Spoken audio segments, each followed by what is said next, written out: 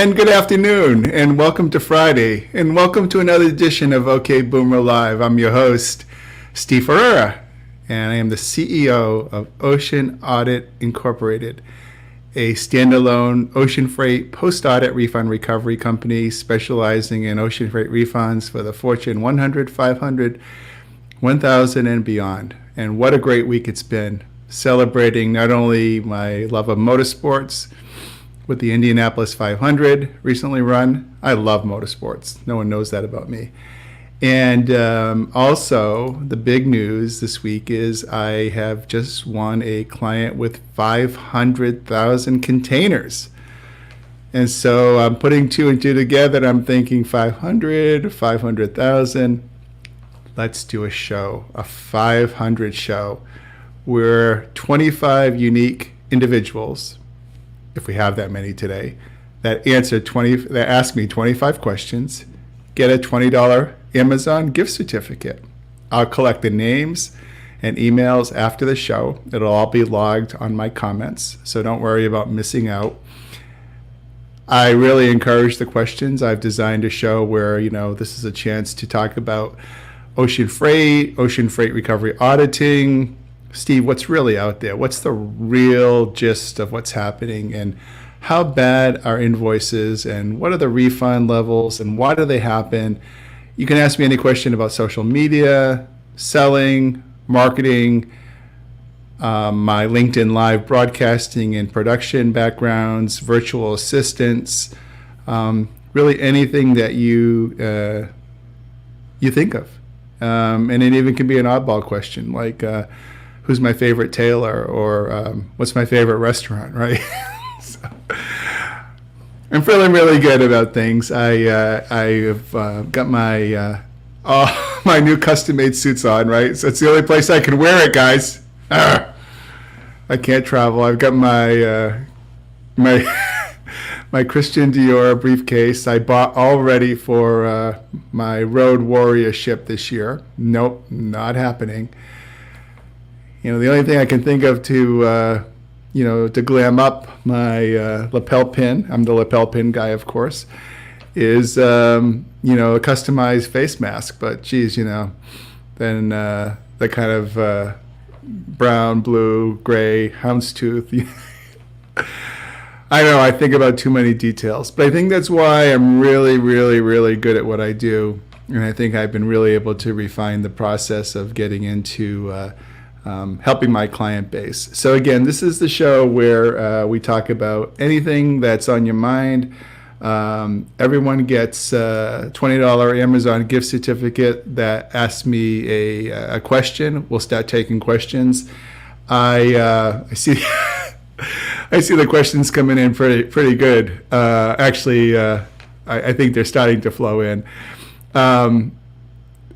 This is just great. I should have thought of this idea before. I am so stoked. And by the way, I was on a great show this morning before we get started with my friend Ryan Swanstrom, who is a data analytics guy in South Dakota, PhD guy. And he's also a LinkedIn Live streamer. The thing about LinkedIn Live, it's really interesting, is that I'm one of 500 people on a platform of 700 million that have the authority to broadcast live, right? So it's something that LinkedIn grants you. They look at your body of work, they look at your speaking, they look at your engagements, they look at your pizzazz, your ability to be a thought leader, excuse me. And so those are the cool things that go into, I think, being a LinkedIn live broadcaster. And I actually did prepare a host of really just kind of like up close and personal things to talk about today, in case the questions don't flow. And it's okay. It's cool if there's no questions. But I mean, I already see Michael Ford, my friend, bringing in the first question. And let's showcase Michael's question. Again, you're watching Steve Ferreira, CEO of Ocean Audit. You're watching OK Boomer Live. Today is called the 500 Show, where 25 questions get a $20 Amazon gift certificate. I got to keep Amazon busy. I talk about them in every show, so God bless them. Love you, Jeff. And Michael's question, if you had to choose between freight audit or freight negotiation project, which one would deliver the best ROI? I think it's really interesting, looking at, I've been on both sides of the coin. A lot of times I'll do a freight audit engagement and the client will see a $200,000 or $300,000 refund, and I'll keep half of that. I'll bill them $150,000. And I think when they're in negotiations, one of the interesting things that we've seen historically, Michael, is that traditionally everyone walks away pretty happy in April, May, in contracting because of the wins that they've had, or the mythical wins that they think they've had. And then all of a sudden, these contract terms start changing and mitigating. So I think it's really hard to quantify, a win in ocean freight negotiation per se. Although, if you're going off of a new lane or you have a new client acquisition and, you typically got $3,000 pricing on that lane, heck, who gets $3,000 pricing anymore, right? Let's say you get, let's say that a year ago, well, let's say that 6 months ago you were getting, $4,500 pricing on that lane, and you negotiated it to 4,100, and there's, 1,000 containers. I think, you got to look at the ROI that way. But ocean freight recovery auditing is a great kind of jumbo bond generator, 6-figure, 7-figure, depending on the size of the client. It's a really great question. I'm seeing another question here between Sharif A. And Sharif is actually a close colleague of mine that does a lot of my art and graphics, and a big shout out to him. If anyone needs great graphics and art, he is a guy. And he's asking, as a solopreneur, time is money. What is the best way to automate certain aspects of your business? I totally agree. And I think that, one of the things that is, everyone has their own individual business. I know a woman that manages virtual events for hotels that they would normally have in person. I have another friend that does podcasting. And, a lot of my friends have given me interesting tips, like, for example, automating writing. A lot of people ask me, gee, you're really prolific on LinkedIn. How do you have the time? Well, some of the times it's just repurposing, material, taking a speech or a video and, giving it to a virtual assistant and having him or her do a transcription of it and recutting it and then reusing it. That could be considered automation. I think that automation really fits in the eyes of the business, or it fits in the eyes of the beholder, of what exactly you're trying to do repurposing wise, work wise. So if you're trying to automate I have a client that a big retailer that had invoices in a really peculiar order. And I looked at it, and I know, for example, living in Europe, as I did for many years, that some of the best mathematicians sit in Eastern Europe, Russia, Ukraine, those places. And I came to him with a theoretical question. Here's the data. This is the way it's shaped and formed. How can I automate it? And, he wrote a macro for me that basically took the data and, crystallized it to a way that made me happy. So I think that sometimes by using virtual assistants, folks, and looking outside of your spectrum, you have a way to automate certain tasks that you want to have repetitive. So, for example, people like me would use a customer relationship management database, where it could potentially spit out a follow-up request. I use a great tool called, is it cc.io? carboncopy.io, I think it is. It's pretty cool, right? When you send an email, in the BCC field, you can put 3-day follow-up. Oh, it's called follow-up.cc. Follow-up.cc. So you can put this, you can say 18-hour at follow-up CC, and 18 hours later, it will send you the email that you want to follow up on. And it's really cool. And it's just a way to keep the multiple balls in the air, right, as a solopreneur. But I think that that is just a great way because, as much as I think, three-dimensionally, and I say, okay, this is a really big project, I may lose my train of thought. So by using followup.cc, it helps me to automate my workflow more so as a reminder of things that I need to do. But speaking of that, I think the other issue that really is helpful for automation, at least for me, I know it gets a lot of negativity, but I like Cortana, the Microsoft automated voice thing. I won't say it now because I don't want it to trigger during my show.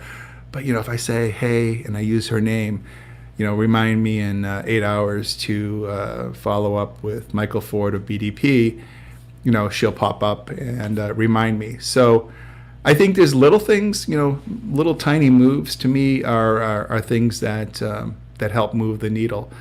But I think that getting into the whole concept of virtual assistants and having virtual assistants overseas, I just wanted to hop on that topic for a second. I see two kind of layers or levels of those kind of folks, and with all due respect to kind of keeping people open to work, is that the new hashtag?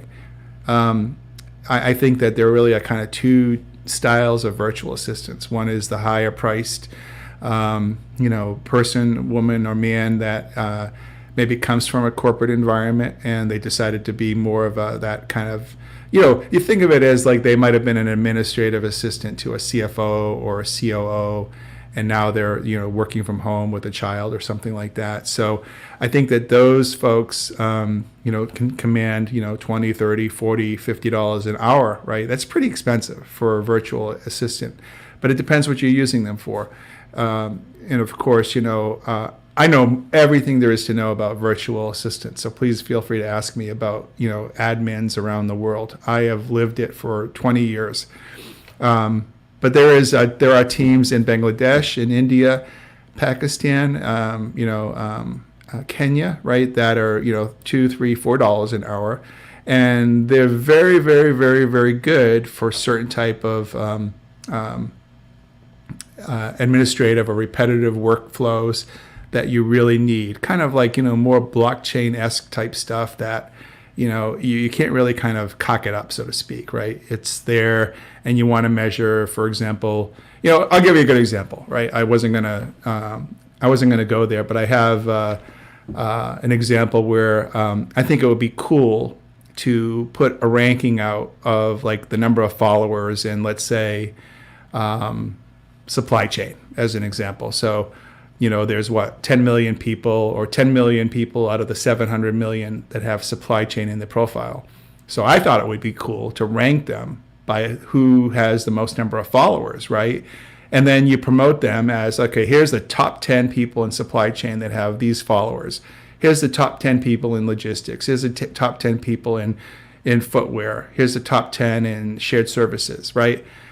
And I like that idea about bringing the expertise to the masses, right, to the LinkedIn community, because I think that you could have a ton load of followers and you could be under promoting yourself. And I think that people that have the followers, it's not all about, hey, look at me, I'm out there on LinkedIn, follow me. Usually you have a pretty, salient message that you're giving out when you can attract those kind of followers. But anyway, that's a great question. And I as I said, virtual assistants could go on and on in terms of that question. But, one of the things that I was just trying to hide that question. But, I started to think about this. And by the way, you're watching Steve Ferreira, CEO of Ocean Audit. I'm your host of OK Boomer Live. This is, I think, our 21st episode, and things are really cranking out here. Today is the 500 show.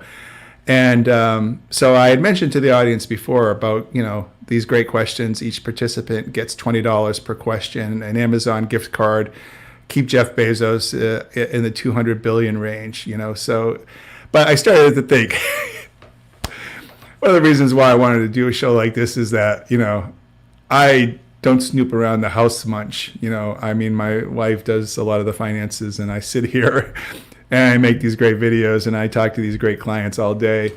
And I'm rummaging on the table the other day in the kitchen, and I see a $600 bill for tick control, TICK, tick control for the pests, the small ticks. We live in an area where there's a lot of deer. And I see a bill for $600. I see a bill for lawn care for $300. I see her Whole Foods receipt for like some awful number, like $350, because we're a gluten-free household, so everything is higher in the Ferrera household. So it's like it's like $1,000 just going right out the door, that are out of my control. So thank God, for these great clients I have, and I'm celebrating getting the client with the 500,000 TEU, and I could rattle off all the great Fortune 100 clients I have. So that was another reason why I wanted to do the show, is that, hey, it's going out the door. I want to give my friends and colleagues and, my LinkedIn followers, a little piece of that, right? Because I'm broke this weekend. It's like, I look at what's gone out today, and it's just crazy on, just lawn care alone. And we don't even have a big piece of property. Let me take a couple of other tips on questions on this. I don't know who this is from, and I'm just seeing this for the first time. Can I elaborate on what areas steamship lines are overcharging? If you have a negotiated rate of $2,800 when the invoice comes in, if a logistics manager signs off on the invoice and sends to accounting, is that not the procedure you find most companies employ? That's a great question. I had a meeting with a client a couple of days ago, and I remember saying something to the effect that, he would say, well, Steve, we look at every invoice before we pay it, so I don't see how you could help us. And I said to him, okay, you got an invoice coming in for $3,000, and your contract's $3,000, and you pay $3,000. And I said, am I describing what you consider as accurate? And he said, yeah. And I said, I would disagree. I would say that everything I just mentioned would tell me that in 10-12% of the cases, that invoice is going to be erroneous. And so I think what happens, and where the disconnect is, and you have to look at this in terms of like silos, right? So you've got a logistics silo, you've got a finance silo, you've got an AP silo. And I think that the two cardinal sins that happen in most organizations are, well, one should never happen, right? And I really hope that this one goes away. But invoices from ocean carriers that go to AP departments. Let's stop. That is really a horrible mechanical setup. It really, that invoice should not be going to accounts payable, because ocean freight is unlike any other kind of accounts payable animal that exists right now. And a lot has to do with the fact that, not just that we're in a turbulent time now where the tide has turned and the ocean carriers are charging almost close to $4,000, as I predicted a couple weeks ago. So they're fat and happy. And the bottom line is that ocean freight has become a self-service mode where you have to look at the invoice with holistic set of lenses. Holographic, is that the right word? And you have to look at it three-dimensionally. So I would say 95% of my clients pre-audit, internally audit, and post-audit. In some cases, I'm the fourth set of eyes that are looking at the invoice. And to go back to the example of 3,000 rate, 3,000 paid, how can the invoice be an error? What's going to happen is, in most of the time, that invoice will live a second life. It will come back as a second invoice number. That shipment, that container, will come back as a different invoice number. It will come back invoiced perhaps as an accessorial of $25, but instead of being $25 legitimately due, it's re-invoiced at the $3,000 plus the $25. So it comes in at $3,025. Perhaps on this invoice, the container number, the check digit number, the seventh digit of the container is truncated or not input correctly. So now you have a couple of things, going out. Just how accurate is your ERP and your eyeballs, right, on that invoice flow, especially if you're in a really high production environment. But even if you're not in a high production environment, the goal now in COVID, right, is to do really high performance stuff to get the velocity of shipments moving. So the eye on the prize. By the way, I love 90 Day Fiance, and there's one of the performers on there. Her pet mantra is, I keep the eye on the prize. Well, I've learned from her, keeping the eye on the prize means to me that I have to keep, I'm the sanity check for the importer or exporter that thinks that all systems are go invoice control wise. So I would say there's a huge disconnect between ocean vendor, logistics director, accounts payable. Those are really broken arrows there. Oh, by the way, that's one of my favorite movies with John Travolta. Anyway, I hope I answered that question. I love the way these questions are coming in. I mean, this is kind of cool. I love this. Okay, so let me see if I can make that go away. because let's take another one. This is Michael. I love Michael. Michael, I love you very much. You're a great guy, and you've got just a great way. Michael Ford at BDP does a lot of the compliance work in the chemical field and chemical industry. He has a great presence, and he has spoken to secretaries of commerce and transportation, and he's a real visionary leader, and BDP should be very happy to have him. So Michael's question is, with the raise of ocean freight, any thoughts on a shift of some items to air, even though air is expensive? It may change Q4. One of the things that's really interesting about that question is that, PPE, right? You say PPE, personal protective equipment. I don't see, huge blips in ocean, right? So to me, that's still predominantly moving by air. I mean, don't get me wrong. There are thousands of containers that have moved PPE, but the media makes it seem like, PPE is going to be some kind of panacea to the market. The reality is that this year alone, there were 42 million invoices coming in from China for ocean freight compared to 39 million last year. And I love that number because 42 is my childhood house number. But that's really a true fact. And it's 42 million this year versus 39 last year, 39 million from China. Now, granted, there's other pockets that are down, like North Atlantic and things like that. Europe is down coming into the U.S., but China is way up. And so I think that, if you start getting into $4,000 ocean rates, right, I like the idea of a hybrid. I like the fast vessel strings that Matson and CMA and APL and Zim have. And I think it's really important to accentuate, for example, the state of California has a program for all their face masks where they are, according to my friend, John Monroe shared this with me, so I'm not going to take credit, but John and I were casually talking that, I believe the state of California and their vendor, BYD, put all these face masks exclusively on one of these fast track services from China to the US for obvious reasons. Now, that whole thing with the mask in California is kind of a debacle because the state of California is paying $3.32 a mask. So 2 million containers in a mask, $6 million FOB value of cargo.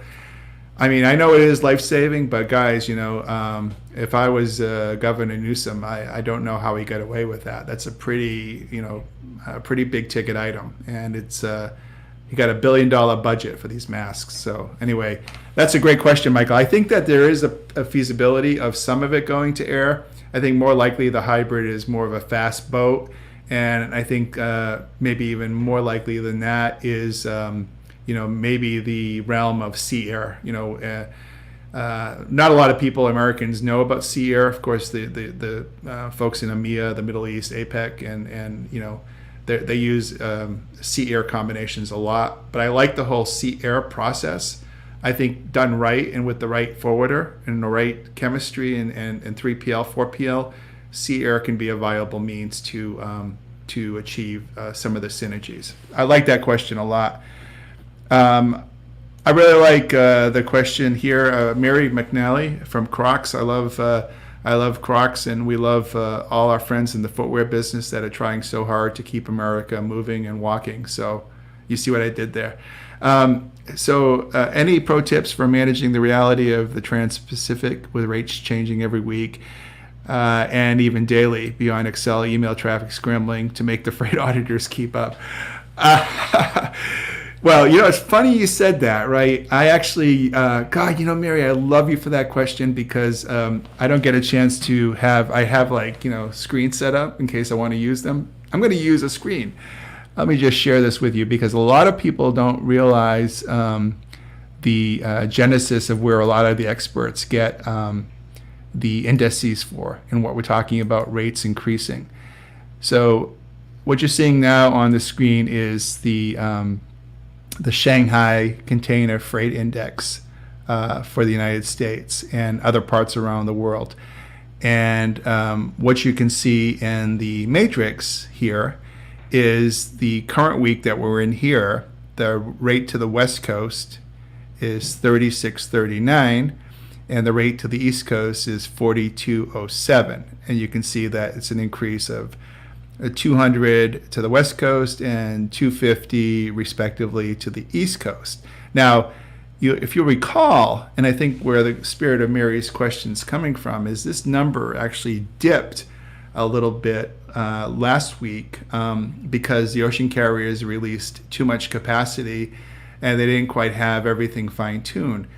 And I think it's really interesting that it goes to show you the volatility of just how tightly controlled and tightly balanced and how professional the ocean vendors are at crafting a blank sailing, which means a blank sailing for all those that are joining us means that a sailing doesn't happen, it's canceled, and it causes demand to pent up and roll over from one vessel to another, or more likely more containers are chasing fewer spaces. And so we're starting to see that. And so, I'm calling right now, that, 4K, 4,000 is the next thing that we're going to see, Mary, in the trade in the next couple of weeks. I think that the rates will go up that far for spot rates. And I talked to my friend Dan Gardner. Dan runs Trade Facilitators, and Dan is always an on-demand speaker at the Journal of Commerce. And I had him on. I'm having him on a special TV show that we're doing in September. We already taped it and we'll broadcast it.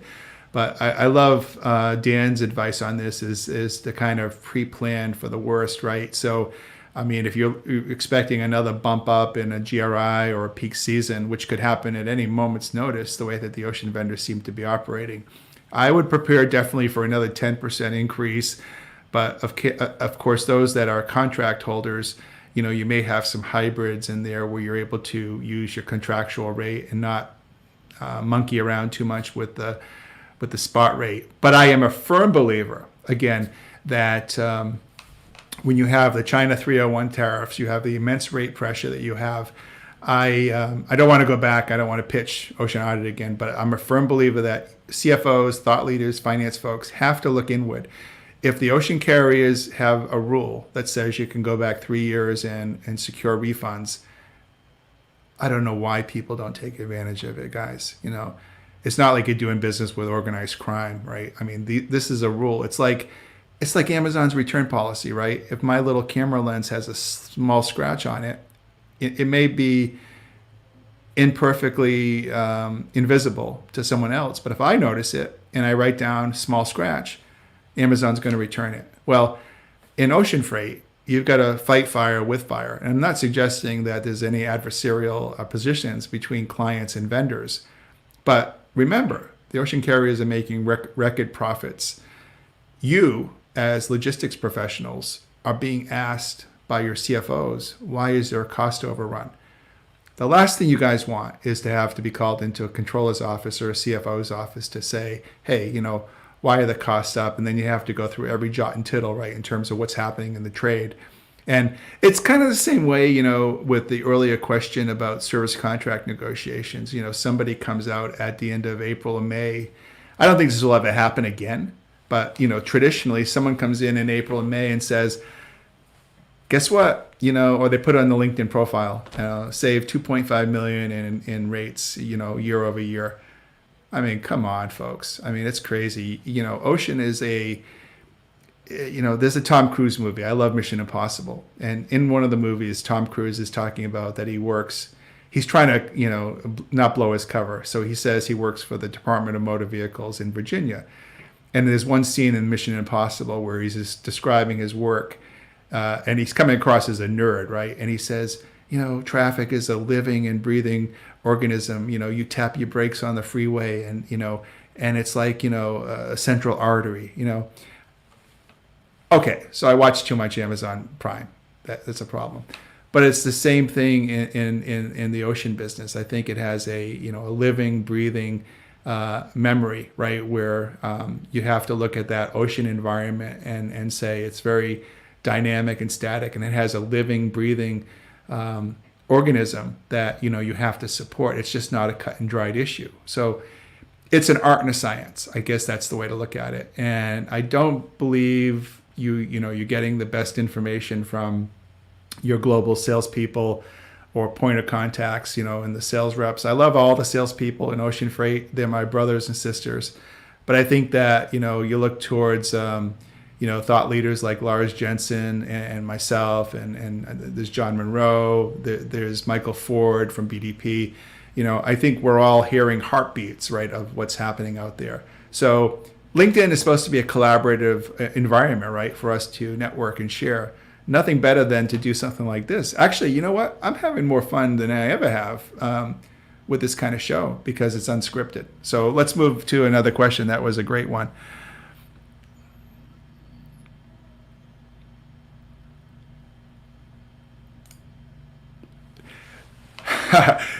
This is a great time. It's a filler question. I love it. What's my favorite movie of all time? I gotta say that it's a cross between X-Files, Apollo 13, and anything Mission Impossible. I already cited that Mission Impossible, so I think that's giving you a hint. But I lived in Eastern Europe. I lived in Prague in the Czech Republic for a number of years. As a matter of fact, one of the things that I like about answering the movie and Robert Ludlum and that whole kind of, think about Prague, right? It's like, the dark lights at night, the candle lights, it's so romantic and yet it's so almost clandestine, right? So I just wanted to share with you guys, I had another prop that was lined up. It's probably good to use this. So sometimes it's helpful. I mean, I lived, this is my house for 10 years. I recently sold it, but this is where, for 10 years I did my craft. This is in Hostovice in the Czech Republic. This is kind of what houses look like in the town that I bought my house in. I had this house custom built, this one here in the yellow, kind of like a Swiss chalet type style. And, if I just rotate you around here, kind of gives you an idea of the neighborhood that I spent, the last 10 years in. This house here is owned by an Italian food magnate. He lives in Rimini, Italy, and he brings in all fresh shellfish and seafood into Eastern Europe. It was pretty cool. I don't spend much time in Europe anymore because of the crisis, but our roots in Prague run strong and deep. And I think without Prague and the assistance of a lot of the mathematicians and people I had helping me at Charles University to do a lot of the algorithms I use. Eastern Europe is a great place for that. So I thought I would share that with you. It's kind of a cool little prop to fit into a movie question, right? I love Michael because he's going to keep me fat and happy with all these questions and make the show really kick ass. Oops, I'm not supposed to say that. I am so sorry, guys. Is there an amount of TEUs that you would not contract with an ocean carrier? 25, 50, 1,000? I think that right now, the move to make on a hypothetical client is you've got to have options, right? So I think you've got to have an option where you've got an ocean carrier, NVOCC, and you have a formula in terms of how you allocate those containers. So I mean, if you're a guy with 100 containers a year, I think that's a sweet spot that was really, really interesting to me because chances are you've been using the same forwarder for years. Incumbents do really well with smaller size clients, and a lot of those smaller size clients are in the contiguous 40 states, right, where it's in Iowa or Nebraska or Arizona, and you got a guy that's importing motorized components in Akron, Ohio. He's going to stick with forwarder XYZ unless there's a more compelling reason to switch over. And so I think that the question is really good about contracting, right? But I think the important question is more about relationships, right? And I think in this day and age, because we have the benchmarking like the Shanghai Index, and we can kind of compute, okay, well, if the rate is 3,000 to the West Coast, the inland to Akron is, 1,750. So I think there's enough tools out there that clients can generally know where they're not getting abused, right? I think the days of the $1,000 CBM hopefully are gone. I'm sure that some in our audience are still getting predatory pricing, and that is a whole other issue where I feel that some of our smaller clients are helpless, in terms of getting overpriced. So always good to validate where their rates should be coming from. But I think that contracting as we know it now, Michael, is taking a whole different twist. I think that the amount of activity that carriers like Hapag and Maersk are having with their spot rate programs and their ability to go online and buy a rate. I think the ability of people like NYCHEX, where you can do forward contracts, it seems to be morphing, into different things. The thing I'm really kind of against is I'm kind of anti-technology. I look at what the digitalization and the Ocean Carrier Digitalization and Carrier Committee is doing. I forget what they call it.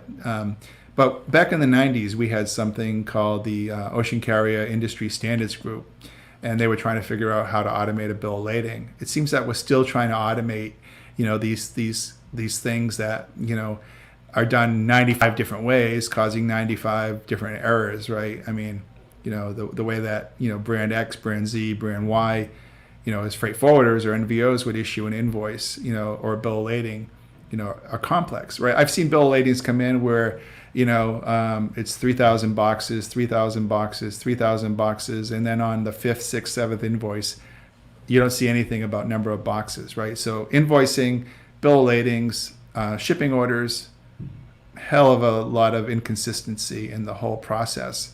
And I think that a client needs to take in consideration, who can I work with that's going to give me the best service with the least amount of grief, with the least amount of dispute management at the fairest price, and where I can audit and validate and I'm not going to find errors. And I think that when you get to that point, you kind of hit a nirvana, right, in terms of ocean freight. But I think that, I create a movement the other day for fractional leadership. I think that there are great men and women in logistics that are out of work or been furloughed. And I think the best thing for them to do, and I wish I could bankroll them, but I think the best thing they could do is start a fractional logistics company. By that I mean they sit in their home in Houston or wherever they are, and they contact, 30, 80, 40, 75 small businesses in America that import or export, and they run the logistics for them, at $120 or $150 an hour, right? I mean, I think that we're missing a lot of leadership in the hinterlands of America. I think if you live in California, Washington, Georgia, Florida, Texas, Seattle, Portland, the coastal states, I think people and businesses get a much better communique from their ocean vendors than I think people and businesses that live and work, in the interior intermodal points like Des Moines, Iowa, right? I mean, if I was going to start a steamship line today, I would not market to anybody in California, Seattle, LA, Florida. My business would be, I'd be in Phoenix, I'd be in Tucson, I'd be in Grand Platz, if that's even a city, and so on and so forth. But I think that contracting is a bit dead. I think now it's more about, commitment and moving the ball forward slightly, and looking more short term. Dan Gardner, who I love and respect from Trade Facilitators, I think he said it best, is start planning 2, 3, 4 weeks out and start moving the ball and start coordinating with your ocean vendors on a targeted basis, to get the right amount of throughput. Start forward booking and planning 3 or 4 weeks in advance. But yet, the big hitters, right, like Walmart and, Nintendo or Microsoft, they're always going to get the contract rates that, that they can support a bare minimum at superlative rates. But on the other hand, the amount of space that ocean carriers are giving to those BCOs is tightening. So I think it's a no-sum win game, low-sum win game, no-sum win game that you have to just really quarterback and navigate with the best minds that you have. I think we're getting a lot coming in. This is pretty cool. from Tim. Tim, what percentage of your clients have backup deconsolidation issues, intermodal and truckload capacity issues from Long Beach through San Diego? I think that this question came up yesterday. We were talking to a client about navigating out of the ports and transloading and doing unique things to have options, right, with the ocean box, right? Because you have this big rectangle box and then something's going to happen to it. I think that where things get kind of cocked up, right, is when you start to take a look at these deconsolidation and intermodal issues. For example, one of my clients has a program where they just have base rates to the West Coast, and then they have motor bridge or intermodal programs from the West Coast into their interior distribution centers. So it commands a lot of manipulation and handholding, right? I went to the doctor yesterday because I do a lot of keyboarding, and I noticed that my tendon in my finger was a little bit sensitive. And he says it might have slipped off because of age, right? I'm a boomer. And just the fact that with repetitive use, it's a fine joint, right? It's a fine motor joint in here. And it's like the intermodal part, right? If it's not working, it's going to separate, and it's going to, right, it's going to really have an impact or a cascading effect on other parts of the supply chain. So I think one of the things of the question that Tim's answering is the fact that what people don't realize is that out there in the domestic world, right, there are literally thousands of truck brokers, deconsolidation experts, consultants like Tim, experts like Tim, motor freight carriers, refrigerated carriers. And guess what? They have all this domestic business, but they're also having their clients that ship ocean, right? And so, and again, maybe I'm doing a little bit too much here in terms of going in the direction of supporting a client. But I mean, if you have a great motor carrier or you have a deconsolidation issue, and you happen to know that the person that's having the deconsolidation issue is a large ocean shipper, he or she may not know about some of the relief options they have. And not just with ocean freight recovery auditing, but even something like I don't do duty auditing, customs drawback duty. That's all beyond me. It's Pete Mento type caliber guys that do that. But I mean, if we just communicate, right, we can kind of offer other solutions to clients. And maybe they have a huge deconsolidation issue that's costing them thousands, and they can offset that by getting recoveries from other modes within that supply chain. So I think it's kind of cool, but I think it is a very prevalent issue, and especially if we run into a navigational issue with COVID and COVID potentially affecting ports and closures. Right now, knock on wood, we've been very lucky in terms of not having, anything, radically go wrong. Like at the Port of Montreal, right, we had the work stoppage. I think they're resolving that now. But I have clients, I wrote a little memo on that. Hey, if you're a client at the Port of Montreal and you're having trouble getting out of there, there may be some relief, right, in terms of, the excess demurrage or detention. Because, the Port of Montreal may not just automatically say all is forgiven, right? It may take years, or that's exaggeration. It may take months to resolve some of those issues, right? So, I mean, why not go for the easy money and get a recovery and something you can control? And that could be anything from, auditing your truckload business to auditing your ocean to auditing your air freight or your overall logistics. But please, guys, whatever you do, keep that out of accounts payable. Or if you have it in accounts payable, I want to tell you right now that you got a critical red light. If anyone that's listening in the earshot of my voice, by the way, you've been listening so far to Steve Ferreira, CEO of Ocean Audit, host of OK Boomer Live. But if you're auditing, if you're letting your accounts payable pay ocean, international logistics charges, even global air cargo, small parcel and packages and LTL, truckload, I can't really comment on. It's not really my genre. But I would think anything being paid by accounts payable is probably bad medicine. But good question, Tim. Oh, hey, Melissa. I'm so pleased to see Melissa out there. Melissa Cook from American Greetings, one of the kindest professional people that's been in the trenches for 20 plus years. Hi, Melissa. Shout out to you. The thoughts about working with the Shippers Association. I think in general, buying power has been a way to traditionally navigate quite well through the clutter, and especially when you're in many of my clients, the 4,000 or 5,000 people at a command center in a corporation structure, and 1.5 or 2 of them know even the top level stuff about ocean freight, right? And so clients have to do more with less, and I think that shippers associations see that, or foresaw the fact that clients are tightly bound, right, in the amounts of responsibility they have. And so it's like Costco, right? What do you do when you go into Costco? You buy the $5 chicken and the $2 hot dogs, right? But you may not necessarily load up on other things. I think the Shippers Association, kind of like the $5 chicken and the $2 hot dogs, I think it's okay to load up on it. But at the end of the day, it's like, I like the movie Wizard of Oz, follow the yellow brick road, follow the yellow brick road, follow. Okay, you didn't pay me to sing. But I love Yellow Brick Road, right? So I think you have to kind of follow your own path of navigation in terms of being kind of heart-centered with the carrier. Going through a shipper's agency, shippers association, yeah, they say you don't lose the fidelity and you still get the regular contacts, but you've kind of inserted a third wheel. With that said, I think they're viable, right? If you're down on bandwidth and it's working fine, I think there's nothing wrong with it. The only thing I say about that is that, many shippers associations will claim that they're offering the full quadrant of services, including auditing.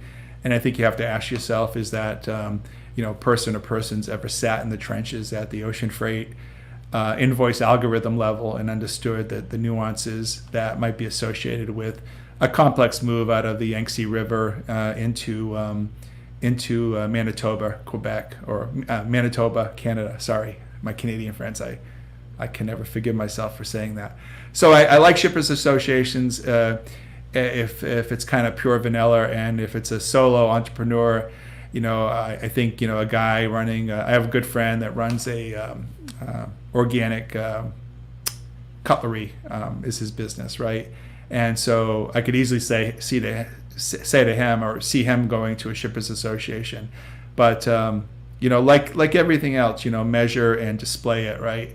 And shippers association, it's like the stock market. You may want to mitigate your portfolio. If you have 5,000 containers, no problem, give 10% to a shippers association, 30% to NVO1, 40% to carrier X. So I think you have to kind of manage it that way. But remember, not all shippers associations are created equal, and just the fact that you hear the word shippers association shouldn't necessarily mean bargain rate, right? So I think you have to kind of, it's like I'm trying to think, it's like, well, my favorite food is like pizza, right? So when I think of the word pizza, I think of something sumptuous and bubbling, and the cheese and the crust is rising. But somebody's other idea of pizza is Chicago deep dish, or somebody's idea is Sicilian, or without the sauce. I think freight associations, shippers associations, I kind of like that. Great question. I'm so glad to see you here.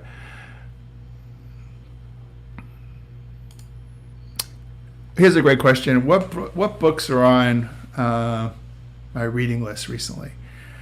Well, I will break the news first. I'm actually, this must be a friend of mine, because I don't tell many people, but I'm actually writing a book, and I've been encouraged to write a book on my background and my practices and entrepreneurial skills and what got me here. I have a very unique way of looking at things. And so I'm not reading many books these days. I was a super fabulous reader in college. French philosophy. Kierkegaard. I went to Providence College. So studied logic, and I was always a big student of. Believe it or not, some of my favorite books were French impressionist painters, and Monet. I love all that stuff. I love visual visual cues, right? I'm really big on visual, right? And so reading has to really say, like, I guess I would like more of the, like the, and as they, I have in my business, one of my business coaches is a ex national NSA CIA type guy, for real. And he visited me in Prague, and it was inspiration for him. He was a novelist as well, so he created a novel series about the romance of Prague, at night. And it was just it's interesting, right, how your life touches these great folks, right? So while books were not necessarily the stimuli to bring me to where I am a voracious reader of self-improvement tips, how to use cutting-edge video and technology. And I think that, today's way that we learn and what we'll be using are, think about it. Like, I am probably not the best, like Lorianne LaRocco, a friend of mine at CNBC, like, she comes across pretty flawlessly on TV because she's a producer in TV. And so she tries to teach me, like, how to look at the camera the right way and treat it as a friend. And I think that books, my imagination runs pretty wild at times, and I try to use that imagination to give my clients and my friends and family the best I can from me. And so you'll always get 110%. And that's the reason why I want to write a book. I think that writing a book, another thing people don't know about me is that, even at age 59, I was considering, going back to law school. I once wanted to go to law school. I've never gone to law school, but I wanted to put that imprint on my business, because I think it would be really a completion of who I am. So I'm going to write a book, and I think I've got a great co-author in mind, a very good friend of mine, and so we'll start that process, and we'll see where it goes. And thanks for asking. Let's see if I have any more questions. I know I'm kind of keeping you guys a little bit. I really appreciate the response. That was a great answer on my invoice statement not going to accounts payable. I think that is pretty much all. Let me see if we have anything else here. I don't want to shortchange anyone. Anyone that asks me something that I didn't think about, I'll send you that Amazon card. Mary had another question. I don't think we answered this. Value of long-term contracts versus annualized. Oh, yeah, we did do that. Sorry, Mary. Yeah, I am just getting ahead of myself. So, yeah. Oh, and also, I just wanted to, give a shout out to all my great friends and followers and LinkedIn. All the comments and the number of followers that I've been getting have just been so great. The intensity of my writing and LinkedIn production is all designed to help us move the ball forward. I think there's so much more that we can do as teammates to work together on LinkedIn. And I want to thank everyone for all the time. And, oh, sorry, Mary, I didn't take that question off. I want to thank everyone for the time today. I went way over, but I've been pleased to host this edition of OK Boomer Live. If there are some questions I missed, I promise I'll take them and pass them on to you with the Amazon gift card. I love you all. This has been Steve Ferreira, host of OK Boomer Live, signing off. I hope you have a great, wonderful weekend with friends and family. And we'll see you soon for another new edition of OK Boomer Live. Have a great weekend. Cheers.